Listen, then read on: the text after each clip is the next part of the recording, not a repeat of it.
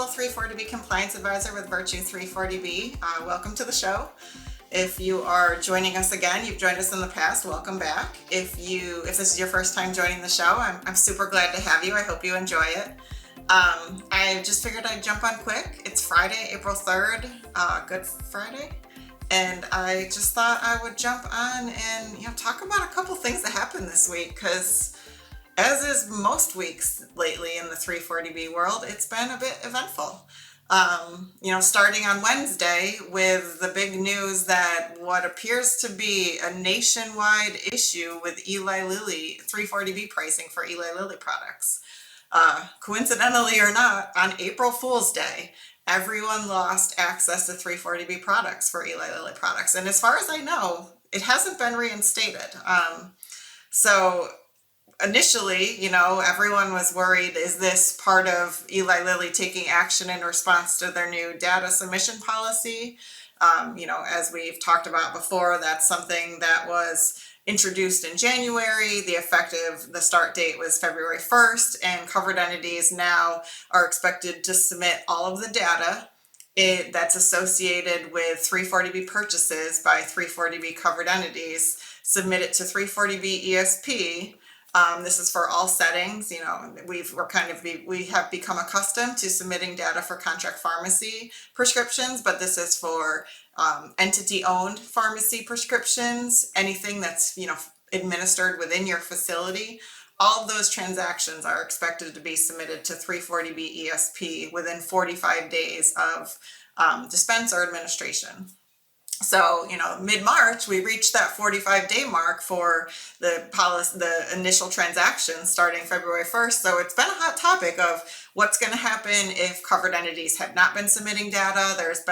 I've heard a lot of rumors, and I don't even know if they're rumors. I've heard at least secondhand or maybe sometimes thirdhand that, the wholesalers have been told by Eli Lilly that they will be enforcing that policy, and that, through the month of April, they would be sending out some announcements to covered entities to let them know that if they are not submitting data as expected, that come May 1st, they would lose access to 340B pricing.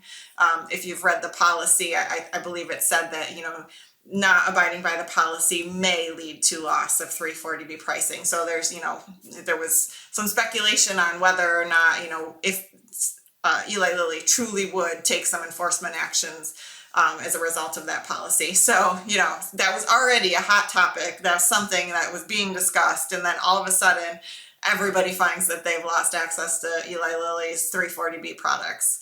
Even entities that had submitted data, which really, that was the key thing and also, again, 1 month ahead of schedule of what everyone was expecting. So, it was believed that it was a mistake, but what a coincidence, right? Like to have this be like one of the key topics people are talking about, concerned about, evaluating, the risks associated with submitting the data, abiding with this policy that, largely covered entities don't agree with on principle, but then also the risk of losing that pricing. And then wham, here it is, April Fool's Day, and the joke's on all of us because we lost access to 340B pricing for the product. So, I by the end of Wednesday, I think, again, everyone was pretty confident that this was just an inadvertent error.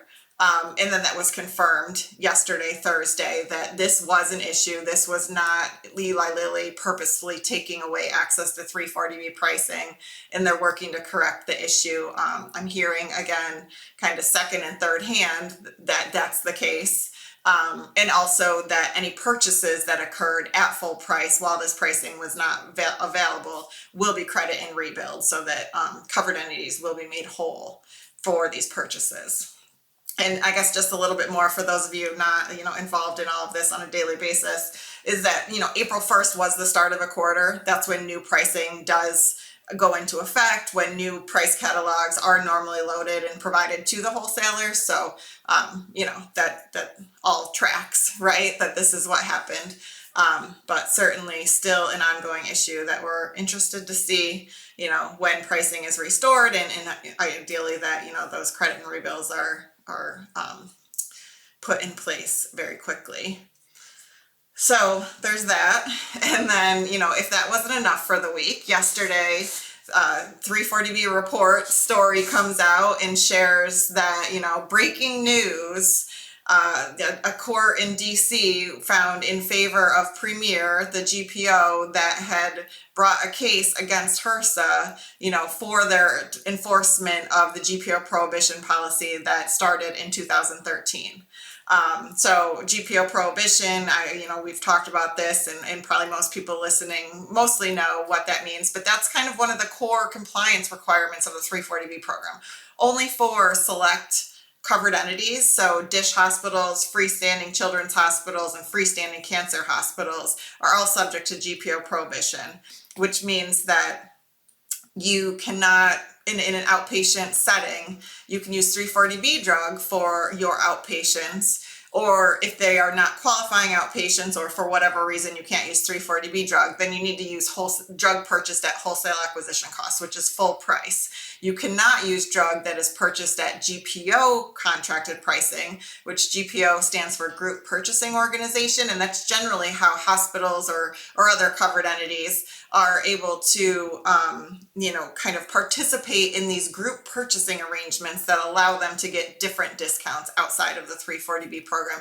And those are generally used for like your inpatients or your areas that are completely separate from your 340B program, because you cannot use GPO drug for outpatients of your covered entity or of your hospital, in those hospitals that are subject to this. So, if you have a hospital department where you might see, eligible hospital patients, but maybe you have, I don't think this is common, but like a private practice, like mixed in there, you need to make sure that the patients of that private practice that may share a space are not receiving GPO drug or 340B drug. They have to be receiving drug at WAC. And, this ruling, like everything, is complex, right? Like, it's not saying that GPO prohibition is out the window. GPO prohibition was written in the 340B statute. That's not going away. You still cannot use GPO purchased drugs for your outpatients. What is potentially going away is, what went into place in 2013, and that's when we started to have to, primarily in the mixed use setting, everything had to start with a WAC neutral inventory. And then you could replenish anything you administered to an eligible outpatient. You could replenish 340B drug, and anything you administered to an inpatient, you could purchase at this GPO price drug. So this ruling is, again, not clear cut in any way. It's basically saying that, HRSA didn't follow the right process in 2013 when they completely changed how they were administering and enforcing GPO prohibition. So, that change that they made then has been vacated. So hospitals can potentially use GPO inventory for their initial inventory. I mean, does this mean in the hospital mixed use setting for DISH hospitals, that you can go back to just splitting between GPO and 340B? Like, I'm not sure, because you still have to have an absolute mechanism to make sure that your outpatients do not receive GPO drug.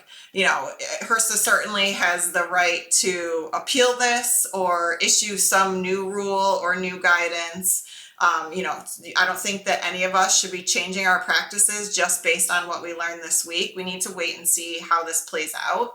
Again, GPO prohibition is still in play. Like, if you have an outpatient pharmacy and you have WAC inventory for your non-qualifying patients and 340B inventory for your patients, of your hospital, that's still going to remain.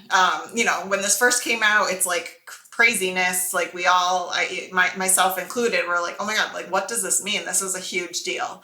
This is a big deal, but I don't think it's as big a deal as maybe it seemed at first.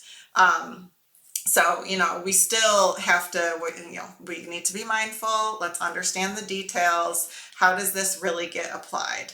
Again, maybe it changes how we do things in our mixed use settings. Maybe it reduces some of our upfront WAC costs, or incremental WAC costs that DISH hospitals and those other freestanding cancer and children hospitals are subject to.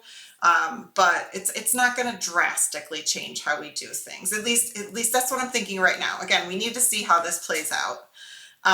So, I guess the bottom line is it could reduce your WAC exposure. Does not eliminate the GPO prohibition, does not allow GPO drugs to be administered or dispensed to outpatients of the hospital. And operationally, I think things are largely going to stay the same. But yeah, it was still pretty crazy to see the headline and read the story. So a lot more to come. But I just thought, it was kind of it was an eventful week. So I thought it was worth coming on and chatting about it. And we'll see where this all goes. So I will talk to you soon. Bye. Do you have a 340B compliance question? Send us a message at virtue340b.com. Thanks for tuning in, and we will see you on the next episode for more expert 340B advice. Talk to you soon.